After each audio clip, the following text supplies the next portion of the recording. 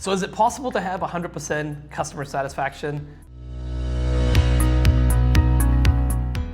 Well, stick on all the way to the end of the video. We're going to cover and discuss about that. This is Josh Spurrell, Canada's top leading business consultant, and he's the author of the book, 100 Myths of Entrepreneurship versus the Chainsaw. And Josh, let's talk a bit about that. We've got some quotes to start off here from your chapter of your book, where it says, 18.1% of the population are suffering from anxiety or depression at any given time.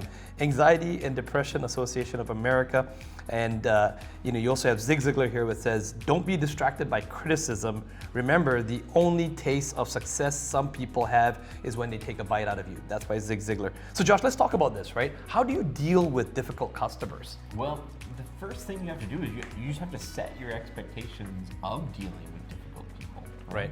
Where most people think that if they're dealing with a difficult customer, because of their good nature, a lot of times entrepreneurs think they've done something wrong. Yes. When that stat's really important, because it's almost 1 in 5 people are clinically unhappy. Right. So the suggestion that every one of your customers are going to be happy is an unrealistic expectation. Mm-hmm. And we end up chasing an unrealistic goal and end up a lot of times making things worse, not making things better, right? Right. So we have to set our goals on the number of interactions that we're going to have that are not going to be positive, right? If you're continually readjusting based on one negative interaction, you're actually doing a detriment to the reasonable people. Yes. Because some people are just perpetually unhappy. Yep. And if we change our processes on something that was working, let's say we make it, even if there was a difficulty, right? Yes. We have to understand, well, what cost are we incurring to make this change, right? Yeah. Do the other 9 out of 10 people, do they value that change? And this, this is going to result in an increased, cost at some point. Yeah. Right? I mean, you even wrote here in your book, you said often business owners will ask for your thoughts on changes they intend to make in their business because of some customer feedback. And then you normally would ask them, you say, how often have they received that feedback? And they're contemplating making this major change just on one customer's bad feedback. Exactly. So that's the first thing. Is like, I got this piece of feedback. Should I make a change? No. Always no. Right. Like just no, because it's one isolated incident. Right. Okay. Unless it's just something like incredibly egregious that happened. Right. Yes. But for the most part, like if nobody died or got injured or something like that, right? Any piece of customer feedback, any one piece of customer feedback is virtually useless. Yeah. Because it doesn't show what direction you should proceed in. Because the goal of perfection is kind of a fool's game. Yeah. Right? All it does is increase the cost on the reasonable customers, right? Yeah. And so is there any guarantee that if we took all these extra steps that these customers would have been customers in the first place, right? Right. And there's a lot of conventional wisdom, I guess, that says, when you're a business owner, you have to strive for that 100% customer satisfaction. So the business owner bends over backwards trying to please everyone. Correct. Right. And I would tell people that's not what business is about. Business is about finding a product or service that works 9 out of 10 times that you can scale over and over again. Right. Do I have this product or service that solves this problem and it works 9 out of 10 times, right? Yep. That's great. That's something that people will buy, right? Yep. If you can get higher than that, great. If you think you're going to get to 100, you are absolutely wrong, because some people there is no pleasing them. Right. They're just clinically depressed or anxiety, or they just want to go and do some harm, right? And you even wrote about here. You said people have their own agendas, right? Like this, there's a certain percentage of the population that just do heinous crimes. Well, there's a certain population that also wants to just do things for their own benefit. That's correct, right? Yep. This is even a darker side. We're talking about people who are just unhappy, right? Yes. But some people will do anything to advance their own interests, right? They will steal at your from own people. cost. Yeah. They will, hurt people, right? Yep. Like, we have to understand when we're running a business, we're interacting with a number of people, right? Yes. The goal is to launch scalable marketing where the phone rings a lot, right? Yes. Well, if the phone rings a lot, You deal with a lot of people. There's a percentage that there's a percentage of people who have no ethical reasoning at all. This is the same percentage of people, it's the same person who have no problems of walking into Costco and trying to return something that they bought off of Facebook Marketplace. Yeah. It has no grounding in reality whatsoever, right? We just have to understand that the goal of business is to have as many interactions with customers as possible, right? But at the same time, when we do that, we're going to increase the number of unreasonable people that we interact with, right? Right. So if our goal is to eliminate those unreasonable people, we'll never achieve it, right? Right. Our goal is to find something that works 9 out of 10 times, Yep. and then have the ability to interact with enough people that we can retain the reasonable customers, right? So what do you do with difficult customers anyways? I mean, difficult customers, we have to look at, offboarding them as soon as possible. Right. We don't change our product or service. Our goal is to get them off as soon as possible, right? Yeah. Maybe that's just telling them, we'll give you a refund. Right. Maybe that's telling them, too bad, this is what we signed up for. That's not what we agreed to, so I'm not going to acquiesce to that, right? Right. It's nice to have a little bit of wiggle room in the agreements that you have. Yeah. That there is a way to offboard people. Maybe Right. there's a cancellation clause that you have available to you. You Yeah. don't have to utilize it all the time, Right. right?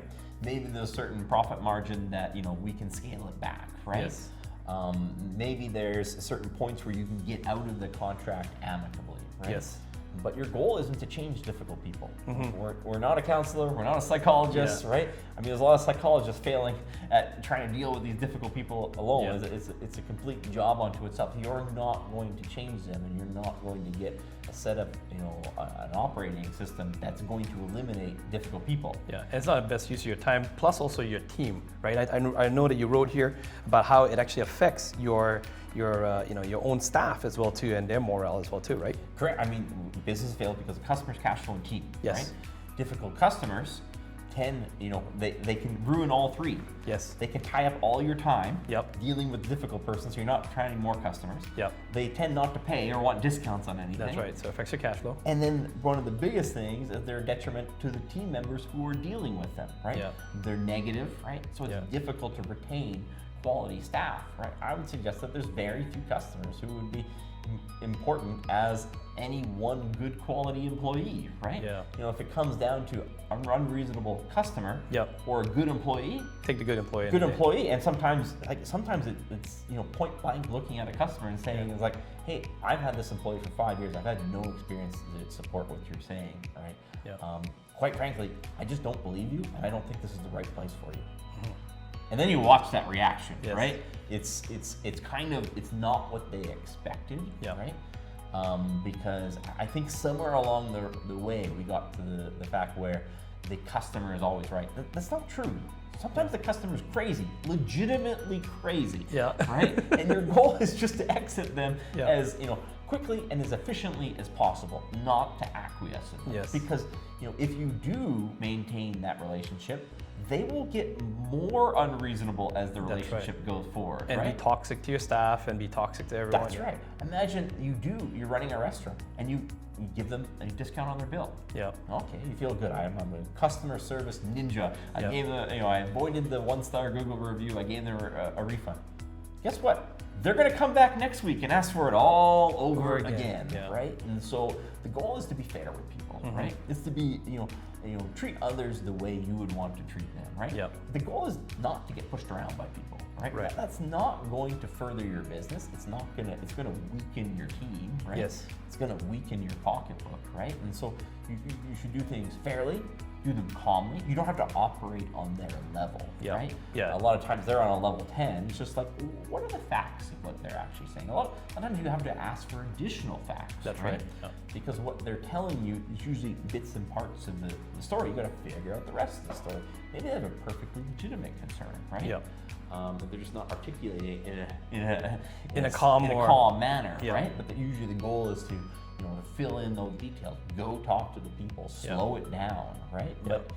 But if you can do something a little bit more, if you have a little bit of wiggle room, great. But at the same time, don't be held hostage by terrorist clients. Yes. Tell them that your expectation is unrealistic. Yes. We're not going to meet it, and we're moving on from here. Yeah. Sometimes maybe even just listening or acknowledging, even if you do not concede, and you do not give in to their unrealistic expectations, just listening helps to defuse the situation and bring it down, right, Josh? That's right. So Josh, whenever we do these videos, we always give action items for business owners. If a business owner right now is researching this title, they're looking up how to deal with difficult customers, what would you give them as a step-by-step process? What do they need to consider and how do they deal with it? So, I mean, a lot of times you have to slow it down. Yeah. Right? So you have to say, hey, someone's going to get back to you. We're going to look into this, right? a lot of times you do need a different perspective, right? Yep. So if you're a really small business, that might mean this person, you know, they're having a problem over here. Let's let someone else talk to them over there, Yep. right? Often even on a different day, Yes. you know, that it's already been de-escalated at that point. That's right. They calm down a little bit more, yeah. You have to use some professional judgment because, you know, sometimes the problem is so small, do we want to push it into another day? Correct, right? yeah. Is it easier just to give some sort of concession and get rid of it, right? Yeah. But in absence of that, moving it to a different person, right? I like to tell people, I've said it on other videos, is your business owes the customer a response. You Yes. don't owe a customer a response. Correct. But at the same time, a different perspective will lend it to Yeah. it, right? So imagine if you have one employee over here, and it sounds kind of strange. Let's get another employee here, hopefully a more senior employee, reach out to the customer and try Yeah. to talk to them, right? And reaching out to customers, you've talked about this in other videos that we've done before. Don't do it just by email, right? Have them pick up the phone and actually call and talk to the customer, correct? Yes. Yes. Email, like, you know, I tell people, like, has email ever resolved the dispute between you and your spouse? No. No, so conversations do, right? Meetings and phone conversations resolve things. So let someone else talk to them, right? Yeah. Now at this point, if you have two different people reaching out to them, Yes. right? You know, you have the frontline employee here, the manager here, Yes. you know, and then they're getting the same story, right? Yes. And they're getting the same difficulty, right? Yes. In fact, that sometimes you have a frontline employee here, a management here, and then you have another management over here. Yeah. And it's funny where you see these terrorist customers sometimes. You know they're just completely unreasonable, Yeah. right? And they're going to demand to speak to the business owner. It's like, at that point, like, myself, I've actually already made up my mind as a Yes. business owner. Like if they've talked to 2 or 3 of my employees and there's just no appeasing to them, Yep. that they think, well, if I get to the CEO, it's like, no, if you get to me, you're going to have a worse experience than you have with the manager. You're not going to have a better experience, right? Because reasonable people will come down. Yeah. They'll acclimatize to other reasonable people. They might not deal with person A over here, Yep. but if they can't deal with person A, person B, and person C, Yep. there's no reason why they're going to deal with you. They're just being unreasonable, right? Yep. So we have to understand that. So, you know, adding some distance in between the emotional event and changing the faces will generally de-escalate. Right. And ultimately, sometimes it's just, you know, having to let go and Yes. exit a customer, right? Just tell them factually, like, Yeah. this is unrealistic. It doesn't have to be emotional. You know, it's just like, hey, your expectations are unrealistic. We're not going to meet it. This is the end of the road for you. So if you found this video helpful and you'd like to leave us a comment or question below, do let us know. We do try to pick out the best questions from time to time and even shoot future videos on them. If you haven't already checked out the other playlists on time management or customer service, go check those out, and we will see you in the next video.